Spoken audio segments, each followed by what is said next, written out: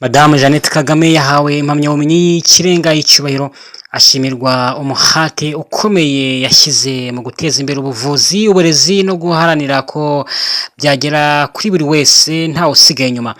Ni impamyabumenyi yahawe ku 25 Mutarama 2025 ubwo University of Global Health Equity yizihizaga imyaka 10 maze itanga ubumenyi mu Rwanda. Mu biro byabereye ku ishami ry'ikaminuza riherereye i Butaro mu karere ka Burera, byahuriranye no gutanga impamyabumenyi ku banyeshuri 78 b'iyi kaminuza barimo n'abaganga medical doctor 30 bari bamaze imyaka irenga 6 bahabwa amasomo batangiye muri 2019.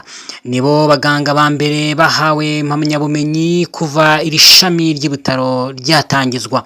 Abandi barangije amasomo n'abasoje icyiciro cya gatatu cya kaminuza mu masomo atandukanye. Ubwo yashyikirizwaga iyi impamyabumenyi, Madame Jeannette Kagame, umuyobozi w'icyubahiro w'iyi kaminuza Dr Jimmy Yang Kim, yagize ati ni umuyobozi wakoze cyane ku bijyanye n'uburezi, ubuzima n'iterambere ry'abaturage. Nk'umuyobozi w'icyubahiro wa Imbuto Foundation, Madame Jeannette Kagame yaharaniye uburezi bw'abakobwa, afasha abadafite ubushobozi kwiga neza, ateza imbere umuryango ndetse n'imishinga ijyanye n'ubuzima bw'imyororokere, harimo kurwanya kanseri y'inkondo y'umura, kuyikingira abana b'abakobwa, gusuzuma abagore no guhangana na virusi itera sida. Imirimo ye yafashije ibihumbi by'abantu baba bo mu Rwanda no hanze yarwo.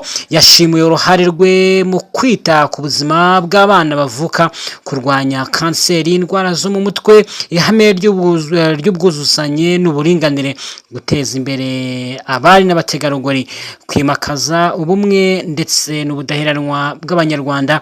Byose bituma u Rwanda rushyiga ibindi bihugu mu kwimakaza iterambere ridaheza. Turabashimiye mwebwe mudahwema kudukurikira kandi mukurikiye amakuru yacu. Ntibajye gukora subscribe kuri Pacific Inspiration. Mugire ibihe byiza.